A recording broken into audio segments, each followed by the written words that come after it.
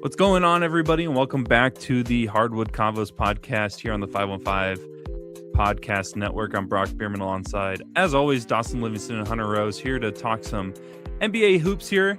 The regular season's over. Playing games tip off tomorrow. Yep, Tuesday. The turnaround on this is just unbelievable. But like, it makes sense too. Like, it's just quick turnaround. Like, oh, hey, playoffs started. I guess the play-in starts. The playoffs start this weekend. Because we all have our opinions on whether the play-in's the playoffs or not. But Dawson, Livingston, Hunter Rose, regular season's over. Seasons are over for some teams. Some teams are just getting their season started. How are we feeling? Hunter, I know that you're mixed emotions, happy, also like maybe a little frustrated as well with your Bucks, but we'll get more into that. But overall, though, how are you guys doing? Feels good. Got number one in the bracket challenge out of the 515 Podcast Network, just because I was the only one that picked Michigan and everyone else picked Arizona. So that felt good. But no, Cavs finished the season off okay. We're in baseball season now, even though the Royals are falling on their face. It's still fun to watch a game every now and then. But no, we're doing good. Yeah. Overall, doing all right. Bucks basketball is over, thank God. That's a relief. And then, like Brock said, I'm sure we'll talk more about that later. But overall, like, nice weather. I guess I can't say for sure over in Iowa, but it's starting to feel a lot more like summer here in the middle of Nebraska. So that's pretty solid. Iowa weather doesn't want to decide whether it's spring, summer, fall, winter, whether we've moved to Florida. The humidity this morning was terrible. My car, like, I had to use my windshield wipers just to like be able to get just the humidity and the condensation all over. It's just crazy. Terrible. But congrats, Dawson, on your bracket challenge win. Hunter, congrats on making it through the season with your Bucks. I know that you, along with a lot of Indiana fans, are probably not expecting to not be watching your team play in April, May, and June. Like, I think Tyrese Halliburton said that yesterday or something like that. But before we get into all that stuff, we kind of wanted to do something that may not be on the top of headlines for a lot of people, but we wanted to hit on it because we do have a special guest here. I know he's kind of sitting in the green room right now waiting for his opportunity, but we are going to talk a little Chicago Bulls basketball. I know that's weird, getting ready for the playoffs. We're starting off with the Bulls, but they basically cleared house with the front office, and sounds like they're sticking with Billy Donovan as well as head coach. And we're going to bring in our fellow 515 podcast member, Braden Beenken. Hey, it's great. They let me on the basketball show finally. Oh my goodness! I actually know more than just football now. Let's go. You are. I did Bulls brick fan? in the bracket thing, but yeah, I am unfortunately a Bulls fan. Bad timing for me to take the Rodman jersey down. That would have been nice to have back here. That is true. Hey, especially like now that this is finally visible. This is usually hidden when we do Between the Hashes. But how are you feeling on your news of the Bulls clearing house in the front office? It's bittersweet in a way. Obviously, I'm glad that the error has officially ended, but it needed to happen about 3 years ago, frankly. Yep. But yeah, if you guys don't mind, I'm just gonna monologue for about 5 minutes about the Bulls because y'all don't let me on this show, and now you did, and now you have to deal with the repercussions of your actions. April 13th, 2020. That was when Arturas Karnisovas and Mark Eversley were hired to be the replacement of the absolute hell that was the Garpax era. You had shirts everywhere fire Garpax. It was awful. We finally got rid of him. We just brought in the guy that drafted Jokic, all right? What could possibly go wrong? He brought Jokic in. He got drafted during a Quesarito commercial, you know? This guy knows talent. And Quesaritos. This guy did not know talent. This guy did not know talent. Not only, arguably, the worst thing he did was give me hope. That is the one thing that I have always said I hate the most. I hate having hope because it only leads to disappointment. And they did it. August 2nd, 2021, Dawson Livingston received a Snapchat message after getting Zach LaVine, trading for Nikola Vucevic, getting Lonzo Ball, DeMar DeRozan. We were the 1 seed. Always looking good. Now, did we beat anybody to get that 1 seed? No, we were. I think we didn't win a single game against anybody that was over 500 in that stretch, but we were the 1 seed at the All-Star break. You couldn't touch us. I sent Dawson a snap. The Chicago Bulls will win a championship in the next 3 years. Book it. For those bad at math, it has been a little bit longer than 3 years, and I don't think we made the playoffs once, maybe as like an 8 seed. But it has been nothing but play-ins and just misery for the last 5 years. And yeah, I am just glad that it's over. But unfortunately, Patrick Williams is still on my basketball team for the next 5 years, making $18 million a year. Because not only, it's one thing to make a bad draft pick. That happens. We knew that Patrick Williams was not really the guy. He had a decent rookie year, and then he broke his hand or something, was out for a long time in year 2, and it's just been bad ever since. Just been straight up bad. This guy was getting Kawhi Leonard comps after year 1. Things were looking good. Bulls fans had hope, and then it didn't happen, and then it didn't happen. So now they're gone. The bad men are gone. They can't hurt us anymore. But unfortunately, the owners, the Reinsdorf family, 2 days after firing Acme, goes on record and says, yeah, whatever GM or vice president, whoever gets hired, has to be 100% on board with Billy Donovan. Listen, Billy Donovan's not a bad head coach, right? He had a couple decent years there with the Thunder. He was really good for Florida. I kind of figured for sure he was going to take the North Carolina job before Mike Malone ended up taking it. But the fact that you are basically tying your trailer to Billy Donovan and saying we're not moving until he moves, we're not exactly signaling hope that this is going to be a good replacement hire. This is just going to be more post-Jordan Bulls suffering. And I am not looking forward to it, but hey, at least these guys are gone. Man, really outside of that 2-3 years of Derrick Rose, Luol Deng, everything pre ACL tear for Derrick Rose, the post Jordan era for the Bulls has just been unbelievable. Really, if you think about it, how big of a brand Chicago is for the NBA. If Jordan never was there, I mean, everybody's seen the documentaries, how big of a train wreck the franchise was before Jordan was there. Who knows? Well, guess I shouldn't say that, because I think with the market size and everything, I have a hard time believing that Chicago wouldn't have an NBA team right now. But who knows if the original Bulls would have moved or something like that at some point, just because of how big of a disappointment and just mismanaged everything that it was pre Michael Jordan and post Michael Jordan. They did hit for that couple years with Derrick Rose and company, and it seemed like they had something in Chicago with LaVine, DeRozan, and Vucevic, but that quickly fizzled out.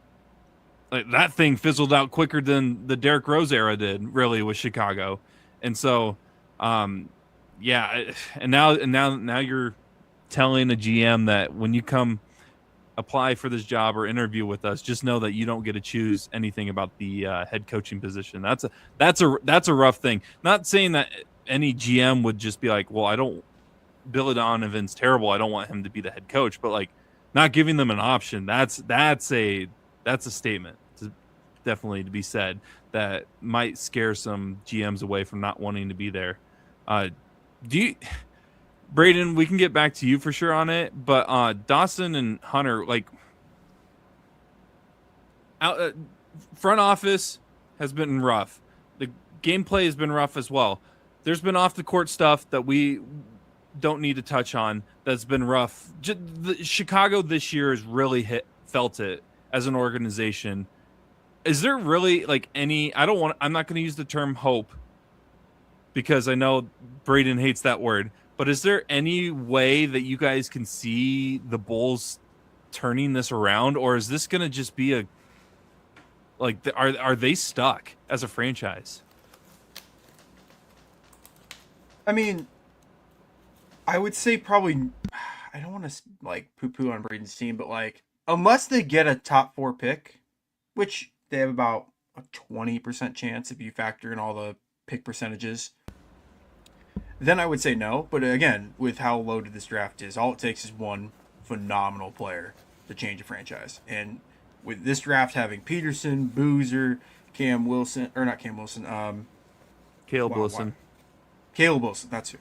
Like AJ DeBonsta, like there's so many guys down the board that can help your team. Even if Chicago's pick stays where it's supposed to at pick 9, I mean, they could still get a very quality player there. We saw him hit on a player with Matas Buzelis a couple of years ago. So Chicago's shown the ability to draft every once in a while. It's not like an every year occurrence, but it just happens every few years or so. But unless the mindset of the Bulls changes, because I know Reinsdorf has been on the record and said, I'd rather have competitive teams than bottom out and try to compete for championships years down the road. He would rather just be 41-40, be in the play-in every single year, be the 8 seed, get killed in 5 or 4 games to the 1 seed every single year, which is not a good mindset in the NBA. Granted, there's issues with tanking, but like even the teams that tank eventually will make their way up. Like we're going to talk later in the show about San Antonio, how they just clinched the 2 seed. San Antonio has made the playoffs for the first time since 2019. They've just not been good for the last 5 or 6 years, but they had to kind of like bottom out their roster to eventually get to that apex of where they're sitting at the number 2 seed in the West. So if Chicago can just change their mindset, be like, hey, 2026, 2027, we're just going to be objectively bad, obtain as much draft capital as possible. They have like good, intriguing players on the roster now, so maybe they can flip them for, I don't really even know. And Chicago, I would like to say they're a destination city, but again, I think players also see that mindset of the Bulls where it's like, okay, I'm not going to go to a team that's just going to be in the play-in every single year. You're going to go to a team that wants to compete for championships. So I know I've mentioned it 8 times already, but I will not stress this enough. Changing the mindset of the front office, bringing in guys that are willing to like, hey, we're going to suck for 2 years and then escalate to the top will help the Bulls. But as of right now, I hate to say it, Braden, but probably not. No, little to no hope. Yeah, it's rough. And what does the hat say? I can't see. It's so over. That's great. But the hat does not fit me at all, but it serves its purpose. Another thing about this is if they do decide to change this mindset, I haven't like looked deep into like what the potential draft will look like next year. But it's not like you pick the wrong year to choose this offseason to be like, okay, the next 2-3 years we're going to be bad. Because this year's draft is really good. Next year's not so much. To give you an example, these are Iowa State related media people, but the big thing about in the state of Iowa has been Momcilovic and what he's going to do. He entered the portal, but he's also still planning on going to the NBA. He's a borderline, it sounds like borderline first rounder. He's anywhere between borderline first round to not even being drafted, depending on who you talk to. But next year, he would be like a easy first rounder just because of the early stages and thoughts of what the NBA draft pool will look like next year. So Chicago should have made this decision a long time ago. Hunter, what are your thoughts? I know that they're kind of I guess this is a rare term that you mentioned in the NBA, divisional rival. But do you think that there's any way that the Bulls could turn it around in the next 4 or 5 years? I think turnarounds is probably maybe too strong of a statement. I think kind of to almost echo like what Dawson said. I think for potentially the first time in a handful of years now, the Chicago Bulls have a direction, and that is a better place to be than no direction. The other thing that obviously, like, you know, whether you like Billy Donovan or not, besides the point, at least like they have someone that they can point to that's not an NBA player, which is kind of the unfortunate part about this whole thing is you kind of need probably an NBA player to point at, not named Josh Giddey or Patrick Williams, and say, that's our guy now. But they have some potential cap space coming up. There's not a lot of guys that are going to be on the roster next year that are currently on the roster, except for a handful. Free agency might, who knows what it looks like. Last year was supposed to be a great free agency, and we all know how that turned out because of that fraud reporter. But they have direction now. Hopefully, like you said, they can bring in somebody that is, willing to just kind of stink it up a little bit. The thing that does suck is, like Brock said, I have not dug too deep into what the draft class next year will look like. It's probably the weakest in a little bit. And that's saying something because we had Ricochet go number 1 not that long ago. And that's about the quality we're looking at. Some great role players potentially, and I'm sure somebody in the NCAA next year, overseas next year, could just go off out of nowhere, and then we have a generational pick again. But it's probably not going to be as good as this upcoming year, even the year prior with the Cooper Flag and Concanupple. But overall, I think, especially with the way the Central is looking, again, like Brock said, the divisions and stuff really just do not matter at all in the NBA. It might not look great, depending on what happens in Milwaukee, which we might talk a little bit about later.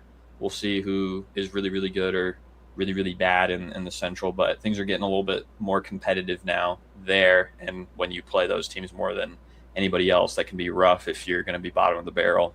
But then better draft picks. And so I think, if they're even able to, I'm personally not a Josh Giddey fan. I'm sure there's some team out there that would love a Josh Giddey kind of player for $25 million a year. He could be a piece that could be helpful somewhere. And then, maybe bring in some picks. So I think there is potential for things to maybe start turning around in 4 years or so. But to say they will turn around in 4 years might be a little bit of a stretch. But, crazier things have happened. So, yeah. It's definitely going to take a lot. Dawson, what you got? So, I know I threw the Spurs comp out there. That's probably a bad comp to look at when like the Bulls future. I would say look towards more of like what the Wizards are doing. Like the Wizards have only had one. No, Braden, I know you're. You gave him no hope. No, well, I mean that's what he wants. Just died inside. He just died. Can I elaborate my thoughts before Wizards we comp. just put my thoughts in denial? Go ahead. The reason I bring that is Washington since 2020 they only had the one top 3 pick, and they picked Sarr. I mean, it looks like Sarr is the better player out of him and Ricochet, despite how bad that 24 draft has been. I called that for those that were in this show, like early episodes. I got made fun of for taking Alex Sarr. Granted, he did not start that well in Washington. It's grown. Right. It's slow. He slow also had burn. 83 points dropped on him, so let's not. He did still have 83 points. Like still not like great, but I'll get to my point. So did Jalen Rose, but he got his own side episode of the NCAA tournament or whatever, even though he never won the thing. But he's the first name Jalen. I know too many Alexes. Alex Sarr also only played like 20 minutes in that game. He got pulled like halfway through. Yeah, he got hurt. Braden backing me he only up. gave up 60. Yeah, 60. That's like regular numbers. Okay, sorry, Dawson. No, you're good. You're good. Anyways, please tell me how I'm screwed. Okay, so no. The Wizards really haven't had like great draft lottery luck. They just haven't. I mean, other than the year they got Sarr, they've had the 6th pick last year where they took Trey Johnson. In 2023, they had the 8th pick where they took Jarris Walker. In 2022, they had the 10th pick. They took Johnny Davis. We know how that went. Johnny Davis. Point is, legend. It only took them 1 year to get like somewhat lucky in the draft lottery to get that top 3 pick. And Sarr's a good NBA player. He's not terrible thus far. So it only takes one lottery to like really change your fortune. Maybe it is this year. And what Washington did is just, we're going to bottom out. And then this year, they're like, hey, we're going to buy low on Trae Young. We're going to buy low on Anthony Davis.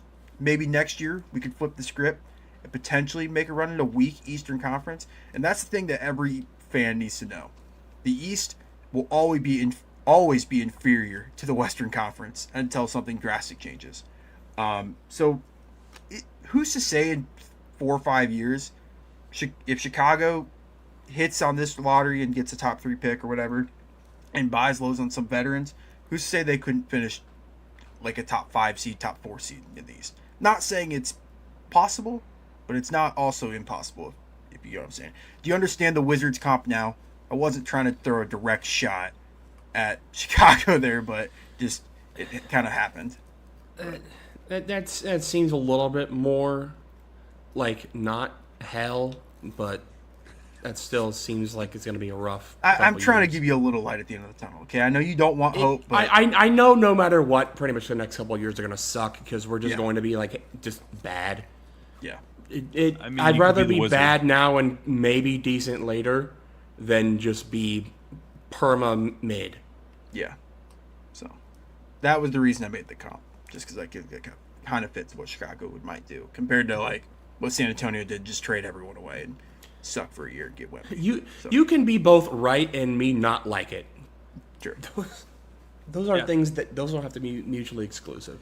Yeah. So, Braden, before we let you go, is there anyone on the roster that you would like to see like either gone or labeled as not a franchise player, but someone that they kind of help build a roster around? Or like what are the first few steps that you would like to see the next GM and front office take? I mean, we have guys, but they're just like we just have a bunch of role players. Like Josh Giddey's not a bad NBA player. He's not a number one option. He just simply is not. He could be like a solid, like I don't know, like a third option secondary ball handler on a team that could win a couple games. I could see that. But, I mean, outside of him, I would like to see Mataz stick around. I think he has the sky is the ceiling with Mataz Puzelis. I think that has been a slam dunk pick so far. He could end up becoming that dude. Otherwise, I mean, you're looking at damaged goods for the rest of the roster. Like, there's not even that much money tied to this roster. Like Patrick Williams is making $18 million, and then like what? Like Tyus Jones, is he on the roster? I don't even. It's somebody of that caliber. I know. I can't make myself watch Chicago Bulls basketball right now. So, pardon me if my knowledge on the roster is not as it should be for a Bulls fan. I got 2 more things to add, then we'll let Braden go. Here's the trivia question of the day. All right, we're gonna do this for the between the hashes later in the NFL season. But we're gonna throw this one out there. See if it ends up being a good question. So obviously we're referring a lot to that 2022 season when Chicago held the 1 seed. How many days did they hold that number 1 seed? So just give me a number and I'll tell you if it's higher or lower. Each one of you go one by one, just because I want to see where you guys think. And I'll tell you when the answer is done, I'll tell you the exact day, the last day that they held it. 95. 17? Brock, you said 95. Braden? Didn't they have they like hit the ground running, right? They had the first from like almost the get-go until the All-Star break, right? So you said 95? Yeah. Let's go 91. Braden? I did not think it was that long. Maybe like 30. Hunter? I'll go sweet middle, like 64. Okay, so Hunter was the closest. The Bulls held the 1 seed for consecutive days at 56. 56 consecutive days. I swear that they took off. Like they did, but this was just consecutive days as the 1 seed. Dang. The last day they held the 1 seed was February 25th, 2022. So a little trivia for you. And they never. So when I sent that message, that was like, hey, we're looking. We could win the championship, and then we go on to hold the 1 seed for a month and a half. Yeah, for almost 2 months. It almost looked good. Months. I had hope. I want to know. That's your first mistake. I want to know the day that we went to I know that Bulls now. Cavs game and what seed they were. That's what I want to know. Hold on. The Bulls Cavs game we went to? Because I know that Lonzo didn't play. So that would have had to have been 2022 season. 2021, 2022, it was like March, middle of March. They were the 2 seed. So they were even still a top 2 seed when we went to the You could say that you went to a game where the Bulls were still a top 2 seed at the time. I think Alex Caruso was hurt for a while. Cavs jersey that game. Alex Caruso was hurt for a while. That was the game he came back. Yeah. I remember because he got MVP chance and you were mauling in the seat next to me. Oh, that's hilarious. That's great. Shout out Rondo on the Cavs. That era of shout out Moses Brown. Moses Brown. I need to do better with picking which teams I cheer for because I haven't been to a Celtics game in my life yet. I just need to go. Well, your teams are on other coasts of the country. That's what happens when you live in the state of Iowa. You don't know who to chear for, and then you see. I mean, Braden, you can't really talk because your NFL team is in California. I can't really there, but at least I went local for Chicago. When you grow up and your dad cheers for the Lakers, so you're like, I don't want to be like him, so I became a Celtics fan, and then but we both agreed that Kurt Warner was pretty cool, so. Stop, Dawson. Are you serious? Why did you have to put that? Brock is a Celtics fan. It's time to go. You just started a war, Dawson. You have no idea the type of ammo I'm about to bring on the Between the Hashes NFL draft special next week. Oh baby, I can't wait. Yeah, speaking of the Between the Hashes. Make sure to tune into the to the podcast that was uploaded. Probably going to be uploaded after this one. So either Tuesday afternoon or Wednesday morning. Make sure to tune into that one. A little breakdown on some trade requests, and then another live mock draft with Braden, myself, and Dawson. And then we'll be also live for the first round of the NFL draft, which will be pretty fun. Hunter, if you want to join, if you're free. For whatever reason, you're more than welcome to join. Green Bay trades up. Green Bay, maybe you guys trade for trade for AJ Brown or something. A lot of AJ Brown talk on the Between the Hashes. There was a lot of AJ Brown talk. That was 20 minutes. Yeah. A lot more than we needed. But any final words, Braden, before you sign off for the night?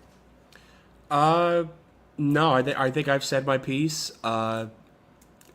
I am sad, but hopefully I might not be sad in 4 years.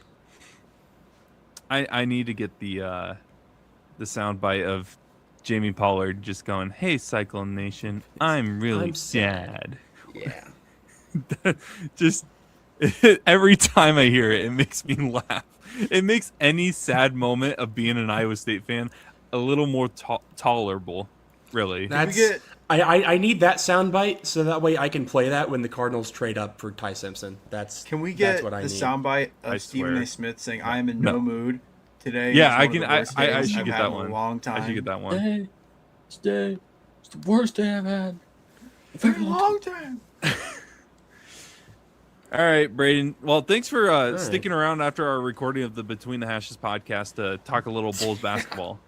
Yeah, anytime. I mean, not really anytime because I don't like talking about the Bulls. But when they do good things once every 5 years, I'm more than happy to talk about it, I guess. Can you do me a favor? If they end up getting the first pick, can we get a live reaction post to our socials? Even a top 3 pick, like If they instant get reaction. if they get a top 3 pick, I will run down. I'm not gonna do take my clothes off or anything, but I will run down the street that I have right here and just scream, and I will post that raw clip to the 515 TikTok and Instagram. Oh my God, I've never been more invested in the lottery as a team in the playoffs than this year. I don't know when the lottery is or whatever, but if you are watching it and because I think they do a commercial break before they reveal the top 3. If you're in the top 3, once it comes back from commercial, you hit record, because I want to see the raw reaction in the off chance that they get the first overall pick. Well, if I'm going to do that, then it's not really as much of a surprise if they get a top 3 pick. But if they get the number 1 overall pick, I will. It will be a legendary reaction. I got you for that. That'd be great. I have a chance, 4.5%. I mean, crazy things have happened. The Bucks can get it, right, Hunter? Yeah. Or It was probably the first pick. It's impossible. Darn.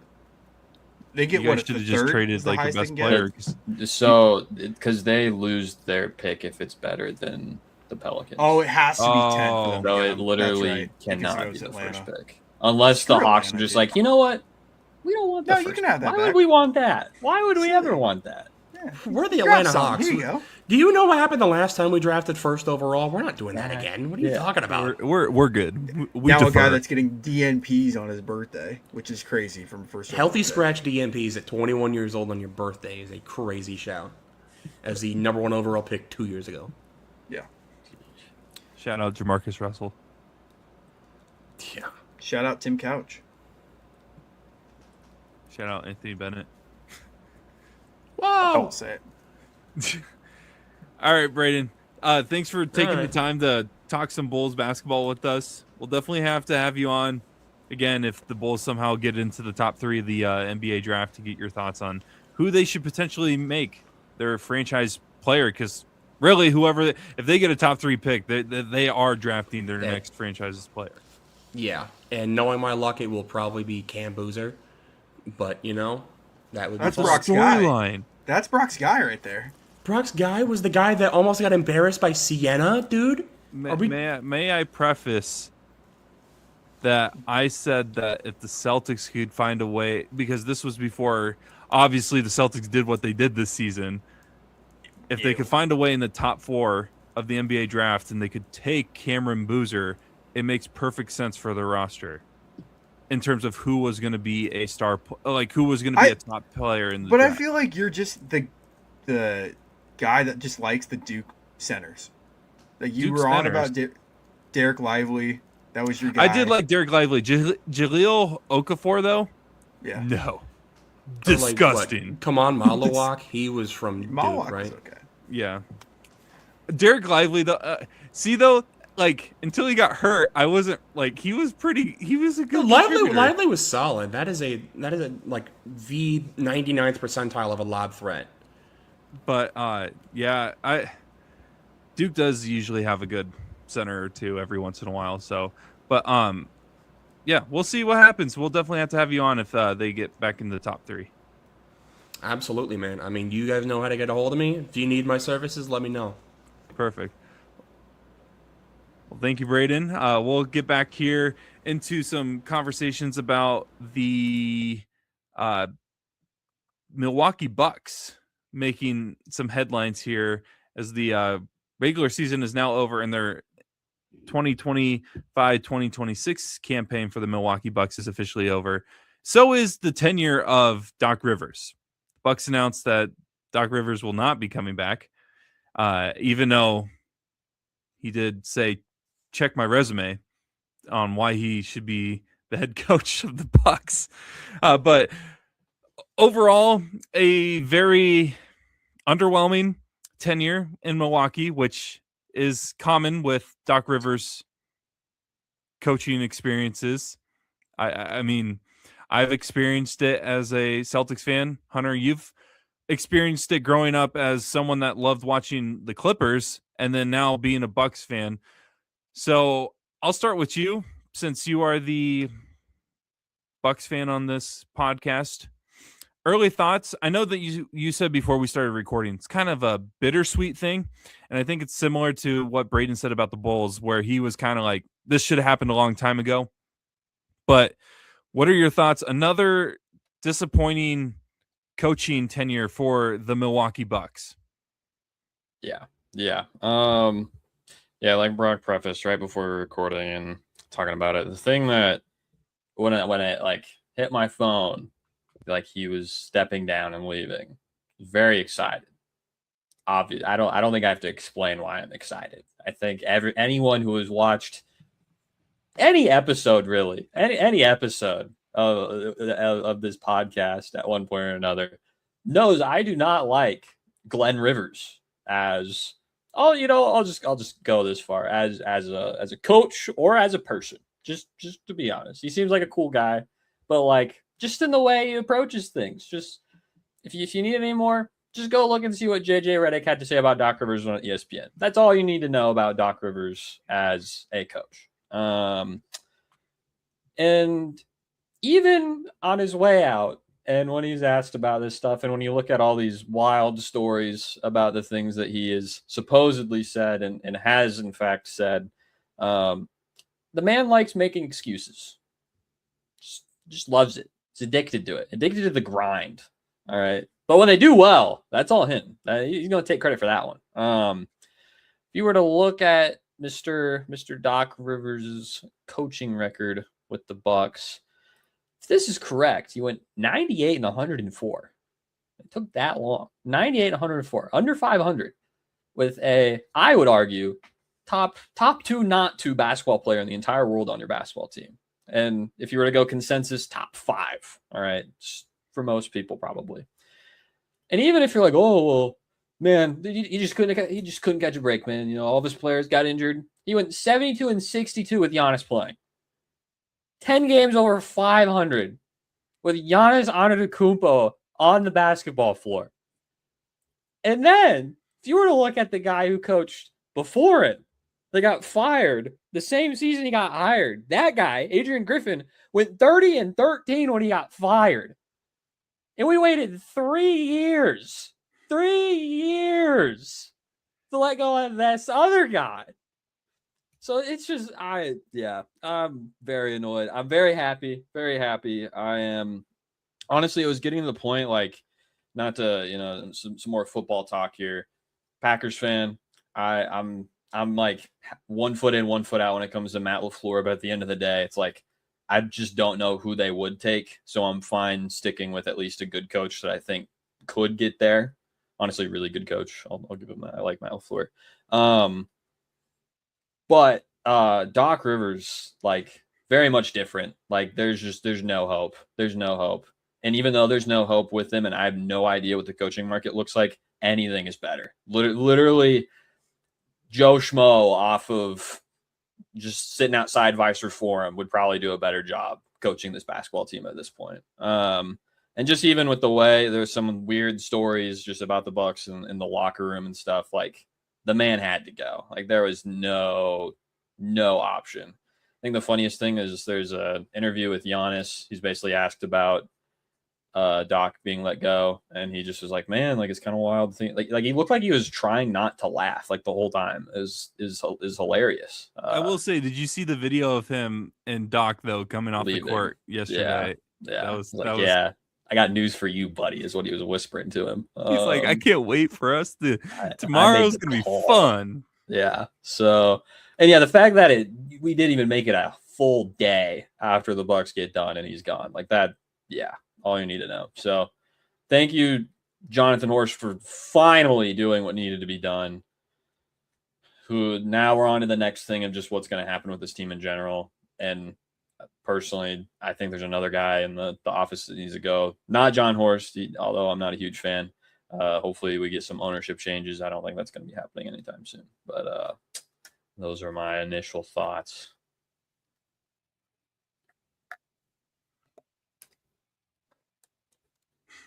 I mean, I don't really know what else I need to say because with Hunter being a resident Bucks fan of the show, I feel like he touched on everything there. I mean, the fact that he was below 500 with the Bucks during his tenure, and that the Bucks fired a coach that was 30-13, it kind of just feels like, I don't mean to bring up my own team, but like when the Cavs had David Blatt that one year, and it's like, no, David Blatt sucks. We're going to hire the assistant and we're going to get someone else in. It just kind of feels like the exact opposite of that, if that makes sense. Because the Cavs ended up getting Ty Lue and they won the title that year and so on and so forth. And the Bucks. And now Ty Lue's the new Doc Rivers. Potentially. But I just. When he says check my resume, do people really want to look at the resume? Because I'd love to. I would love there are some to pretty look at the glaring. resume. Let's do it. There's some like glaring stuff on the resume. It's like Jokes. if I applied for a job and was like just didn't have like what college I went to or what like degree I have. Like just key information just missing. Like, yeah, I worked at so-and-so job for 5 years now. I worked there. I have great references. But if I don't include like what I went to school for 4 years, why I wasn't working for 4 years, it's a pretty glaring weakness on my resume. Rivers' weakness on his resume, he's lost 5 Game 7s in a row. 2015, 2017, 2020, 2021, 2023. He didn't win one with Philly when he was there. Did not win one with the Clippers, or lost his last 3 with the Clippers, and was 500 in his Game 7s with the Celtics. I mean, and what's funny is like you go back and look at the Game 7s that Doc Rivers coached, and it feels like the one that I always remember is I think the last one he had with Philly, where Philly just got utterly annihilated by Boston in Game 7. Like, if I remember correctly, Philly was up 3-2 in that series as well. And they had the potential closeout game in Game 6 in Philadelphia. Couldn't get it done. And like I said, Boston, I think, beat them by like 20 or 15 or something like that.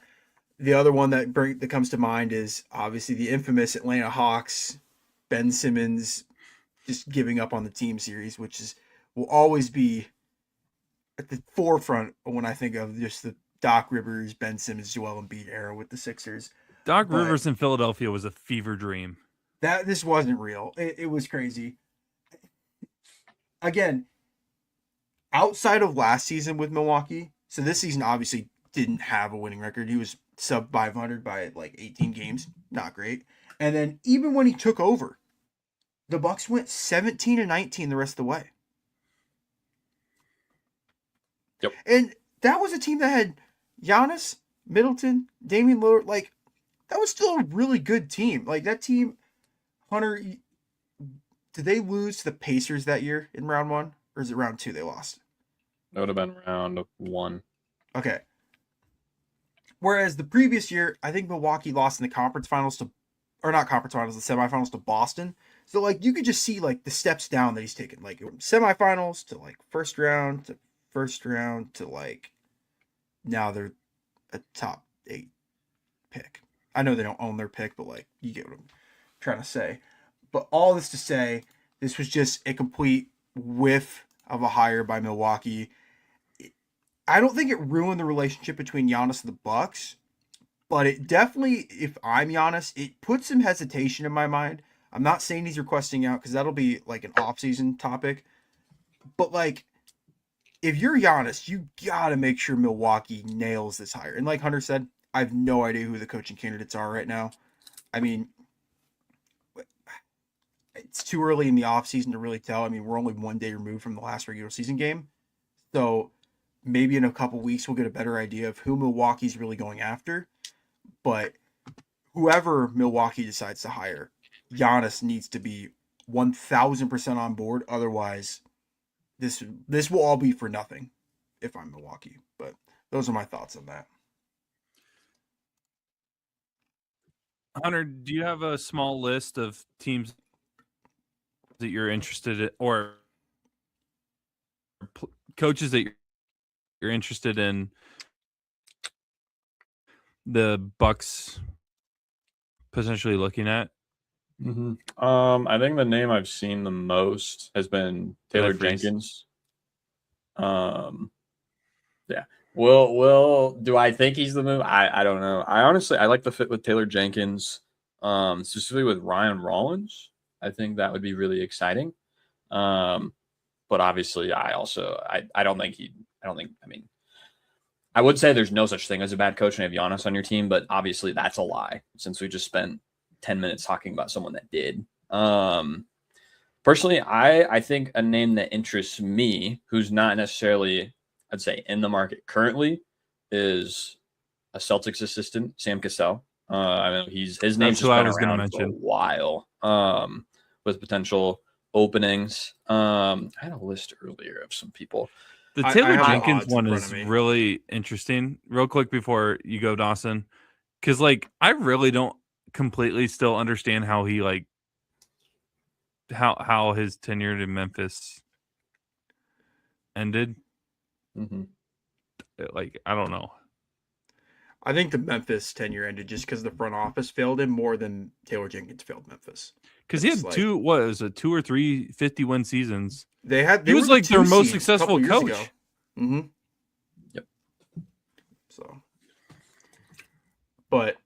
So these are like implied odds. I don't think you can wager on stuff like this early into the offseason. But like Taylor Jenkins is the number one candidate right now.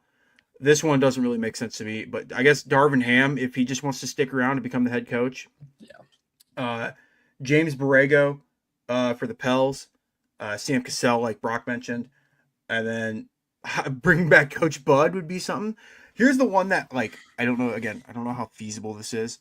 And it would really depend if this coach is just, like, knows the direction of the team and really wants to contend and wants to lead the situation.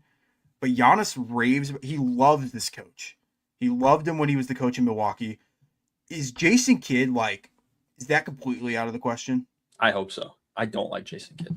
You don't like Jason Kidd? But he also ruined Giannis's jump shot. So I know if you sole proprietor, like reason and blame, like Giannis not being able to shoot the ball. If your sole reason is to like, hey, we need to keep Giannis for a couple more years, let's hire at that point get rid of him. You think? I'm not. Jason Kidd is an interesting coach because I don't think he works. He does not work in a lot of. He needs a specific team to be successful. Giannis is not a player that he needs on his team. I don't disagree, but again, if your sole purpose is like, hey, we need to keep Giannis in Milwaukee for at least 2 more seasons before we figure this out, and if you're going to get Giannis's vote of approval, I think the 5 names I just mentioned earlier, other than Coach Bud, would all be great hires for Milwaukee. I don't think you can go wrong with any of those guys. But if it's like a last-ditch effort, like, man, Giannis will only play underneath one coach. Yeah. Maybe you call out Dallas and see what they want for Jason. This might be a bad analogy or something like that.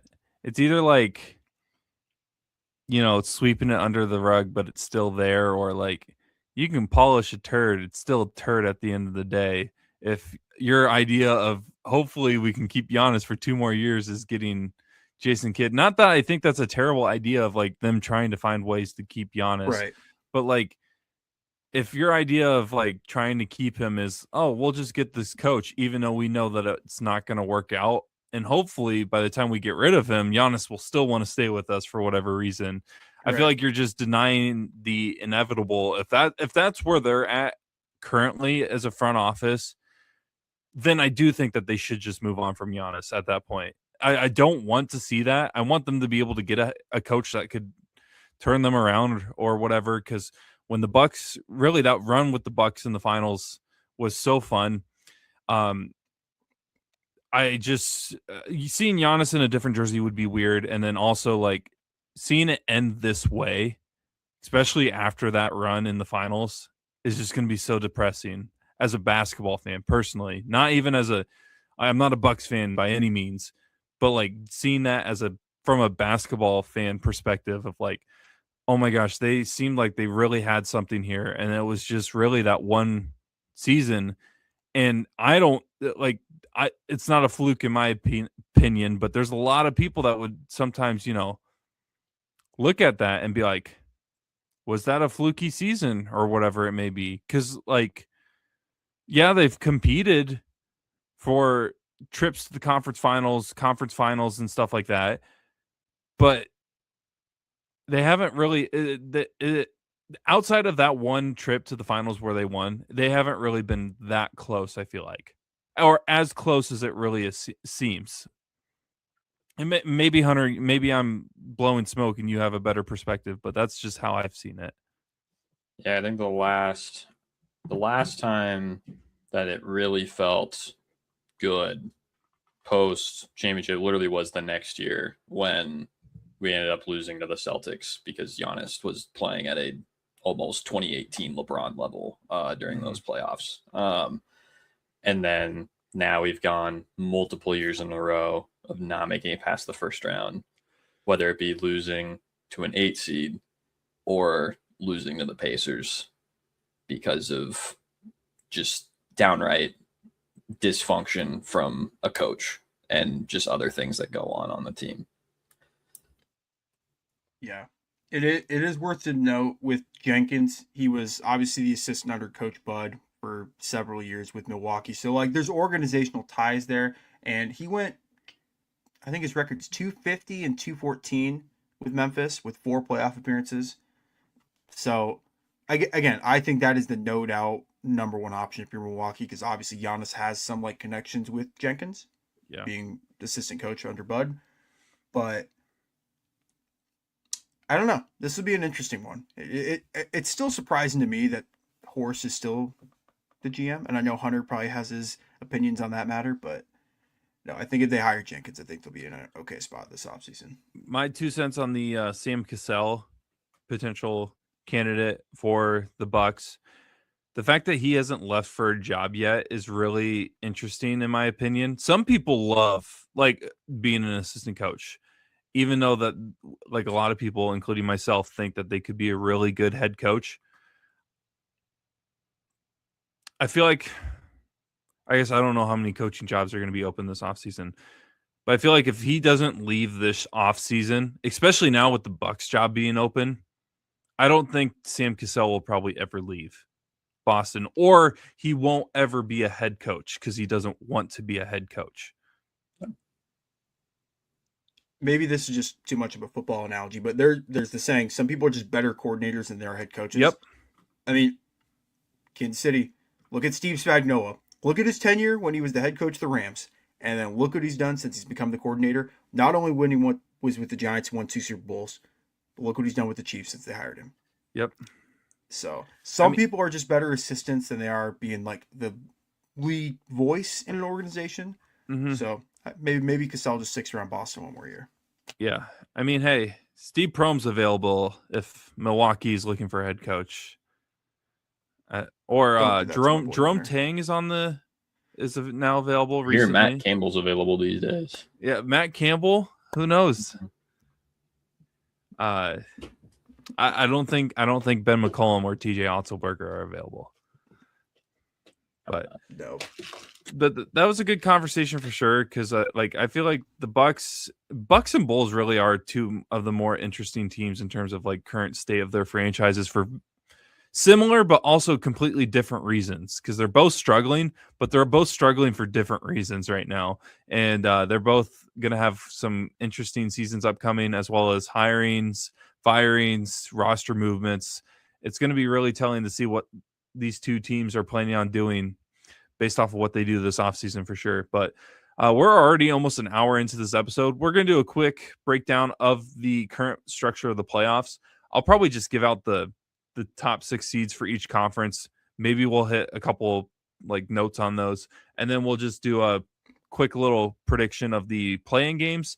And then if you follow our social media accounts at 515 Podcasts, you can find our official playoff predictions once the play-in games are officially over, because we won't have another show before the playoffs officially start. So we won't be able to be like, oh, do we have Philadelphia beating so-and-so, or is somehow Miami in the playoffs, whatever it may be. So make sure to follow us on social media at 515 Podcasts on all social media platforms.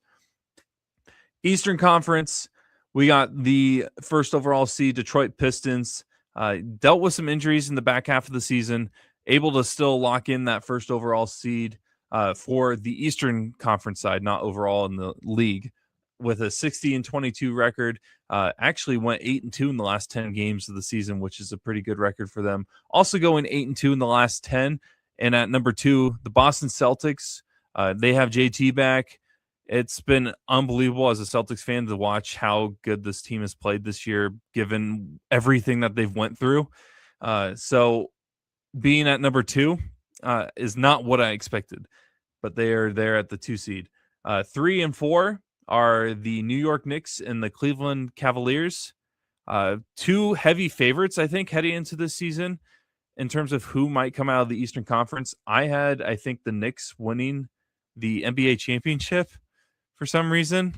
I think delusional Brock was drinking some sort of Kool-Aid, and it's coming back to bite him in the butt as they are sitting there with a 53-29 record. Cavs sitting there at 52-30.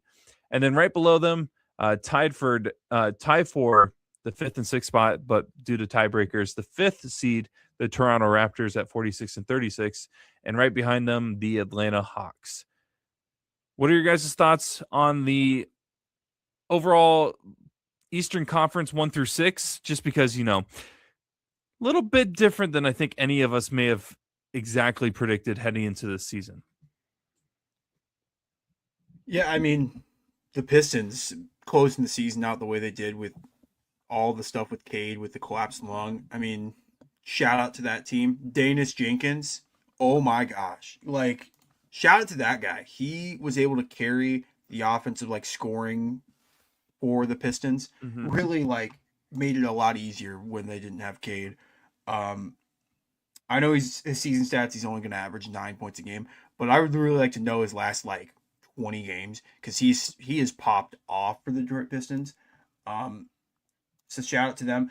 The most intriguing playoff matchup, I'll say, is that Knicks versus Hawks series, because Atlanta, the last 2 months, has played really, really well.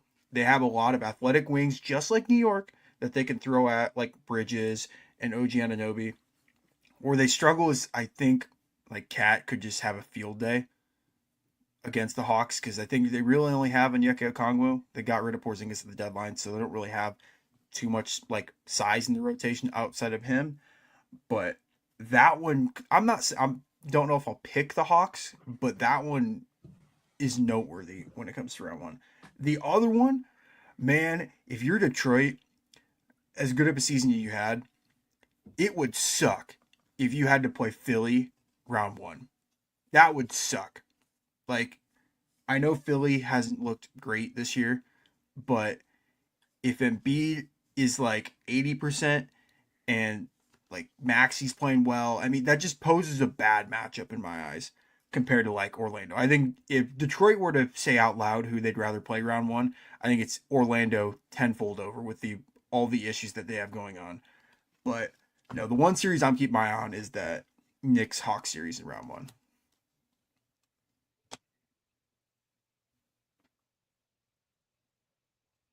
Yeah, I think Dawson kind of summed it up pretty well. I guess to talk about the team Dawson didn't talk about, I am interested in the Raptors Cavs series as well. Kind of 2 teams that how do I put this? Almost different mindsets. Where it's before the season, it's kind of all right, Cavs, they'll be back, they'll be back, they'll be doing their thing. And then Raptors, I mean, I wrote them off as one of the 5 worst teams to be a part of. And now they're matched up, and I'm sure Cavs fans are let's just get this over with and, be done. And Raptors fans are probably we're in the playoffs. It happened. We did it. We did it. But yeah. The only reason I didn't bring that series up is, one, I didn't want to be a homer and talk about my team, but I know the struggles. Playoff James Harden will eventually show, and I'm trying to delay the inevitable for as long as possible. I hope the Cavs make quick work of this before we get a bad Game 5 or Game 6 from James Harden. So I hope they just get that series gone as quick as possible. And normally I think the playoff games are always interesting because obviously it's best 4 out of 7. And so normally you would look at like here are the games, like who won like the season series, for example. And a lot of times it's like, well, with it being an 82 game season, there's a lot going on. But the Raptors did sweep in the regular season, which is interesting to say the Lonzo least. Ball started 2 of those games. I'm not taking those seriously. Just that is all very early on in the season. Yeah. And so it'll be intriguing to see what that matchup will look like overall, though. Yeah. Well, I will be a homer, and I will talk about my Celtics. Actually, it's a similar situation that you were talking about with the Pistons. I'd much rather play the Orlando Magic than the 76ers. However, it would be fun to see a Boston-Philadelphia matchup in terms of just the history of that. And the Magic just seem like a mess this year. Like complete mess. It's so sad because when we first started this podcast, I was so excited. 2 years ago, their future looked so bright, and then we realized they just don't have a number 1 guy, and I would argue they probably don't have another number 2 guy. I would argue that both Franz and Paulo are but like the third option on a championship contender. Like I would take Jalen Williams on the Thunder over either Paulo or Franz. Or you could throw Chet in there as well. It's one of those where it's like it sucks when you don't realize that you were living the good old days until the good old days are already past. Right. And it's like, oh man, the door, like the window was open for like this long. Like as long as for probably those same, what did you say? It was 52 straight days that the Bulls were the number 1. 56. Seed. I think 56. There was more days that the Bulls were the number 1 seed in the 21-22 season than it was the Magic having actual hope of winning an NBA championship. I mean, at least they're a young team with a lot of picks, right? Right? Like they didn't use any of those. Yeah, they didn't trade anything, like right? 4 of them for Mr. T-Rex arms, right? Right? They still have a future. Yeah. Right? Sure. I think we're gonna have to retire the song for a little bit. Yeah. But I can't wait for off-season talk because they're a team that needs to be like. Which is funny. We were talking about them winning the offseason last year. We're one of the teams that won. I may or may not have in our preseason thing picked them to win the number 1 seed in the East, and they were only 15 games off, and they were only 7 seeds away, so they were close, right? Oof. All I know is I would not want to play the 76ers as a Celtics fan in that second round. By the way, though, the 76ers are the only team in the Eastern Conference with a negative point differential heading into the play-in playoffs. It's only 0.2, but, Noteworthy. Noteworthy for sure. I guess we're not going to give any, like, Eastern Conference, like, round-by-round predictions. Do you guys have predictions for the play-in games? I will give mine real quick. I do have Philadelphia winning that first game between them and Orlando, and then I actually have Charlotte beating Miami, and then give me Charlotte with a little bit of a like not necessarily a Cinderella run, but like a run that like a lot of people will be talking about just because Charlotte hasn't really made a ton of noise over the last ever. So give me Charlotte to make the first round against Detroit, and then 76ers will play Boston in that 2-7 matchup. Yeah, that again, that's just whoever gets Philly, man, they're just gonna be super upset because the other 3 teams in the play-in games are cupcakes, I would say, with no disrespect thrown, but all the disrespect thrown to those 3 teams. No offense to Charlotte, they're a cool story. All disrespect thrown to the Florida teams. Yeah, Miami can do stuff. I don't know. Same with Orlando. Orlando, they were a fun story like 2 years ago, and now it's like, okay, why is Paulo doing pick and rolls 25 times in a row? It's like, dude, this guy. I'm selling a little bit of stock. I'm keeping a little bit though, because it's like in the off chance that Orlando turns it around, I would like to be able to cash in on that. But you can have all my Orlando Magic stock. I'll take it. I'm out. Hunter, who do you got? Or I guess had the Dawson, same what do you exact got? yours. I Same? had the same exact as yours. Approve. Yeah, I think Stamped it. So in other words, It won't something's happen. going to be Don't make different. It Okay. won't happen. the Florida teams just don't make it in our world. So Okay. Western Conference, obviously Orlando. Oh, I saw an O and I went Orlando. That is very disappointing to Oklahoma City. I apologize to the 2 Oklahoma City fans that are not living in Oklahoma. Also apologize to the third person that I probably forgot. I don't know. Oklahoma City gets the number 1 overall seed, 64-18. Right behind them at number 2, San Antonio Spurs was a 62-20 record. But then you got the hottest team heading into the playoffs record-wise. I think they went 10-0 in the last 10 games. The Denver Nuggets, 54-28. By the way, Jokic is eligible for MVP, so odds are he's probably going to end up getting it just because of all the injuries and everything. Luka Doncic's camp sounds like they're trying to appeal it, whatever that means. If there's actual fight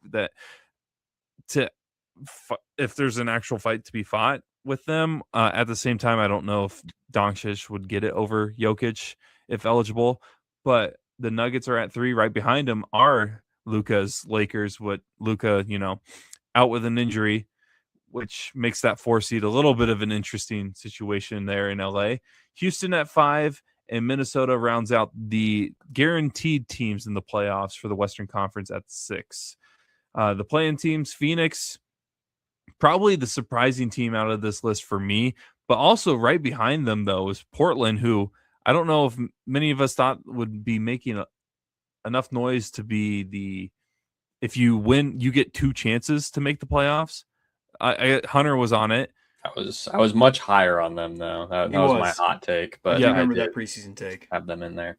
But like the fact that they are sitting there where they get 2 chances, and yet the Clippers and the Warriors have to win 2 games to make the NBA playoffs this year.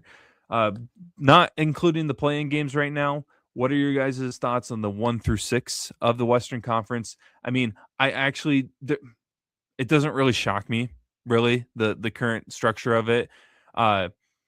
Maybe the Lakers. I wasn't really as high on the Lakers as everybody else, or some, not necessarily people in this podcast, but just in general heading into this season. But that also is just part of the being a Boston Celtics fan part of it. Like literally cannot keep that biased out.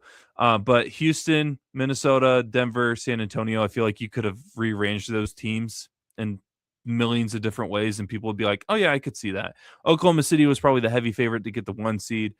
San Antonio, though, kept it close. So are we talking San Antonio, Oklahoma City conference finals, or do you guys think that there's a way that one of the other 4 teams in the top 6, or maybe even a play-in team, makes a Cinderella run to the conference finals? Oklahoma City got the gift from God the way this playoff seeding lined up for them. They're only going to have to play one of San Antonio, Denver, or Minnesota to go to the finals.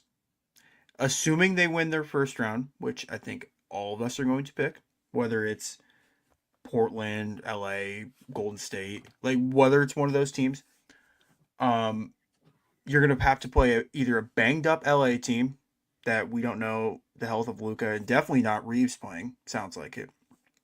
And Houston, ever since the burner allegations came back for Kevin Durant, I know they've been winning games, but the vibes just feel off. They just always goes back to that dang burner. Kevin, dude, I mean, you were on a good team, and I still don't really trust Houston, but like the vibes were good. They weren't winning a whole bunch of games, but the vibes are good.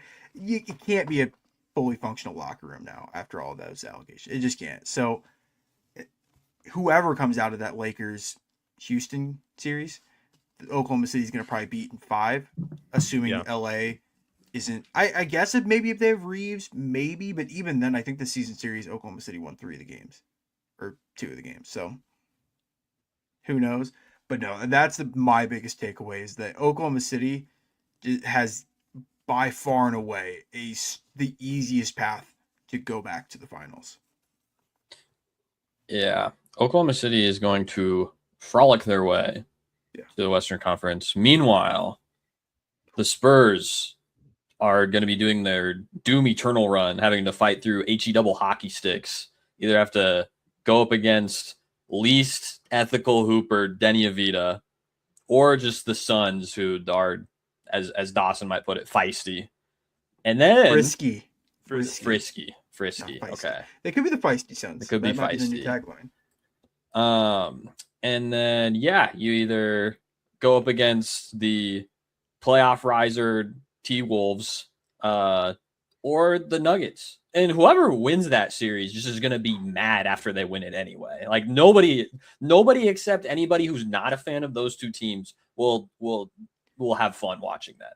Anyone who's a fan of Minnesota or Denver is going to make it through that round and then just be upset because that those teams are something. But I do think, real hot take to say that the 1 and 2 seeds are going to make it.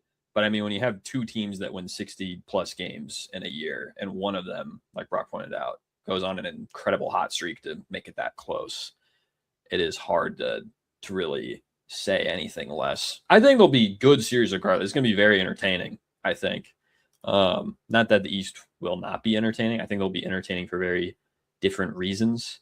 But yeah, when you either have to go up against Jokic or Ant in playoff hoops, and the opposite side is Kevin Durant's burner or a 41-year-old LeBron, I think I know what I would rather do personally. So it'll be interesting. The Western Conference is just weird, man, because it's like the Eastern Conference, I could see literally anything happening. The Western Conference, it's like, okay, Oklahoma City's going to make it. Who are they going to play? But that's in reality, though, that's kind of how it's supposed to be. I feel like for the number 1 overall seed, like you shouldn't be being tested 24/7. But at the same time, it sucks when you don't even have like a really intriguing matchup in that second game or the second round potential matchup. But we'll see what happens there. Phoenix and Portland will play for the rights to play San Antonio in that first round. Who do you guys have? Hunter, I'm assuming you're going Portland in this situation. Oh yeah, I'll stick with Portland. I honestly don't know, but I'll be the Portland guy here. And then I think it'll be Phoenix. Sorry to the Clippers and Ty Lue, who talked about how they were going to finish really strong and then actually finish strong. I'm not buying it. I'm just no. We should do an episode called the Doc Rivers episode where we rank like the current coach that is the Doc Rivers of the league, and then every position, like every position's version of Doc Rivers, like the point guard that like everybody talks about is unbelievable, but like, is he really? Because I feel like that's the definition of Doc Rivers. And you mentioned Ty Lue, so that's the only reason I thought of it, because I personally think that Ty Lue might be now the new Doc Rivers, now that Doc Rivers seems to be done, or at least hopefully is done coaching in the NBA. But so you have Portland winning and getting that matchup versus the Spurs, and then you got the Suns facing Oklahoma City. Yeah. Dawson? Day number 1,000 of me asking Adam Silver to get rid of the play-in. There is no reason the Clippers and Warriors should be fighting for actual playoff seeding. They just shouldn't. Sorry to poo-poo all on those fans. Sorry to piss everyone off. But a team that went 37-45 should not make the playoffs. I don't care if you win 2 games. Don't. And then the Clippers, like, it's again, the way they started the season, what were they like? 6-23. They were horrible to start the year, and they actually like kind of turned it around. Respect on that, but again, should not be vying for a playoff spot. But I guess I'll have Phoenix winning round the first game, and then I think Portland's just gonna win the second game. So it'd probably be Phoenix versus the Spurs, and then the Blazers versus the Thunder. I will add though, if let's say the Clippers. Oh, wait, they can't get the 7 seed, can they? Never mind. I was going to say, if we got like Clippers, Spurs round 1 with Kawhi going back to San Antonio, that could have been a frisky matchup, but No, just give me Phoenix and Portland being the 7-8. Just to be different, I'll go Portland Clippers. I mean, Well, now the Clippers Clippers Thunder round one. definitely are not winning now. Now that The somebody Clippers picked them, yeah. it's not happening. The Clippers Thunder round one would also be fun because this is like the Clippers traded all those picks. And who knows? We still, to this day, have not figured out what the fine is going to be for the Kawhi Leonard scandal. Like, when that... Yeah, love how he refused to report on that at a certain news station. But God forbid the Milwaukee Bucks do anything about not playing their star player. Yeah. Oh, man. This might be... If, let's say the Clippers do win 2 play-in games, this might be the last, like, fun time the Clippers have. Because it sounds like the penalty that they'll get for tampering with Kawhi and then paying him extra money under the table. I don't want to say it's going to be like the death penalty, but like they're making it seem like they're going to lose multiple draft picks, millions of dollars. Like the Clippers will actually suffer from this. The Clippers? Oh no. Yeah. You took our draft picks. Yeah. Not like we have any. I mean, they don't, but like eventually when Kawhi's like, I don't want to do this anymore, and they'll be bad. Who knows? So they forced them to play in the old Oracle Arena in San Francisco, or I guess Oakland, instead of the wall or whatever they call that stupid like attempt of a student section. And oh my gosh, they really made it believable that their new owner, when they last sold the team, was going to turn this franchise around. And it went from that to cringe to even cringier to like, oh my gosh, this is an actual professional basketball team. To be fair, under Ballmer, the Clippers have been the most successful in their entire franchise history. So like he also did walk in though with a good situation. He did, but then they kind of like tore that down. They got rid of CP, traded Blake, kind of like restarted. I mean, they did get Kawhi and Paul George in literally the span of 2 hours. But like they made a conference finals. I mean, that can't go like unnoticed. So that's true. So yeah, we'll have our full actual NBA playoff predictions probably sometime on Friday. After the playing games are officially over. But any final thoughts before we sign off here on this episode of the Hardwood Convos? It is late at night, boys. It is almost 10:30 and I can't speak anymore. Hardwood Convos podcast here on the 515 Podcast Network. Any final thoughts?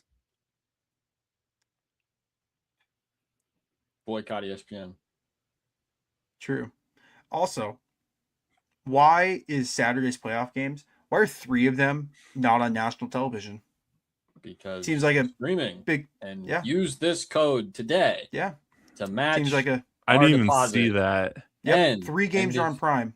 If you use this code and match our deposit, it will give you 1 month free. Yeah, of watching one streaming service. Yeah, Raptors, Cavs, Timberwolves, Nuggets, Hawks, Knicks. Unless you have Amazon Prime, you can't watch those games. Oh, thank God I'm a fan of the Celtics. As much as I like to use the Kevin Durant tweet, shocker, Kevin Durant tweet, of NBA fans not liking anything about the NBA, this is one of those things. This is as we've discussed before, as I have very explicitly stated before. This is just one of those things. The moment that you can watch any UFL game, but you have to like search hard to find an NBA playoff game. That's where we're at. That's not even an NBA thing though. That's a Big 4 sports league thing. Like MLB, NFL. Like the most irritating thing as a fan is like, okay, you want to watch all your team's games. Bet. But you have to like, even if you get like MLB Plus or whatever it is, like $150 for the season, I can't watch Royals games because Des Moines is considered a blackout region. So I just can't watch them. No matter That's why I refuse to be a baseball fan. Oh, LA, get out of here. You sicko. I don't, dude. I say I'm a Dodgers fan. I watch Dodgers baseball, but like I don't know how to explain. Maybe this is like the equivalent of like some NBA fans, because I know the NBA is not as popular, where it's like I'm a fan of a team, but like, okay. I don't know. They like say it just for publicity reasons or something like that. Your mental health is not hinging on the Dodgers. Don't success. get me wrong. I was at a Halloween like party when they won Game 7 of the World Series, and I was freaking out. But like, I don't like. Granted, it's a terrible example because it's the Dodgers, but like, I'm not watching free agency super closely. Like, oh, can we get this dude? Well, this you dude, shouldn't this have to. The Dodgers get every I know. big free agent out there. I show up on opening night, and I go, oh, where's this guy from? How much? Like, where's Kyle this Tucker. 19-time All-Star come from? Yeah, I was like, oh, we have more money. Edwin Diaz. Oh, yeah, that was great. That's the best part. Is I don't pay attention to any of the transactions. I just watch the games. And so it's almost like the WWE. Edwin Diaz comes in out of nowhere, and I'm like, oh, he's on our team now? Baby trumpets. I was like, it's like, oh, what? Okay. Meanwhile, me and Hunter are a fan of small market teams that just... Hey. I mean, the Brewers have been better than the Royals as of recent, but like... But y'all haven't tried following and being a hardcore loyal fan to a UFL team before. It is hard stuff. I think you just trump us just because you're a Cardinals fan. I mean, I couldn't do that to myself. I literally almost said F off. Like I almost said that with no filter because I don't know why. Or that Brock's getting too tired to continue recording. Yeah. The filter. Oh, that was the closest I think I've been while recording. I literally I bit my tongue. I was like, oh wait, we're recording. I can't say that right now. There's the red. Hold on, that says REC. Okay, you're recording. But yeah. But it is fun being a UFL fan. If you haven't tried it out, it is a good league to watch. By the way, all the overs hit last weekend. I don't gamble, but that's just something that some people, their biggest complaints about. Shoot, now I'm interested. That's what I'm saying. Biggest complaint about I feel like those leagues that aren't the NBA or the NFL are there's no scoring or it's not as good of a product. Mm-hmm. All the games hit the over last week, and then I think multiple of them were one possession games. Only downside, and I don't mean to drag on this recording. I meant to mention this in the Between the Hashes podcast, but it'll be nice to mention it because I don't know if Hunter knows about this. So there was a game last week on Friday between the Orlando Storm and the Louisville Royals, I think was their name. But anyways, went to overtime. Overtime rules is they just go shootouts, 2-point conversion shootouts right away. Both teams failed 3 times. But in one of them, there was a hold, I think, on the defense. So they got another chance. Still didn't happen. So it goes to sudden death. Orlando throws a terrible pass. I think it was Jake Plummer. Falls incomplete, but there was a pass interference call. That was Louisville's second defensive penalty in overtime. Due to UFL rules, that try is considered complete and good for 2 points. So Orlando won off of a pass interference call. The final score was 29-27, but there was no 2-point conversion actually converted in that overtime. You know, New Orleans Saints fans are screaming at their TV. Yes. Shout out Tommy Lee Davis or whatever the heck his name was. The best part is no one knew except for the refs. So all the players are just sitting there game's over, and nobody knows why. They were like, okay. So Orlando won, and they're like, yes. How does it feel to win? They're just like, I'm not crazy. sure what to do with my hands. That's crazy. No, if you're looking for a league or something fun to do on the weekends and you got nothing going on, definitely tune into a UFL game. I'm a big Battlehawks fan personally. Frosty coming off the bench, helping the boys get the win last week was great. But there's a lot of great teams, a lot of great former college players that like maybe you would love to see play another game. Like what's his name? Jason Bean from Kansas, the guy that like replaced Daniels when Daniels got hurt, is playing, and just as good and as bad as I remember him, because he either throws a dart or he throws a pick, and it's fun to watch. But yeah, enough of that. Make sure to tune in though to the NBA playoffs this weekend. We'll have our playoff predictions on social media this week at 515 Podcasts on all social media platforms. But for Dawson Livingston and Hunter Rose, I'm Brock Bierman, and we are signing off for the week.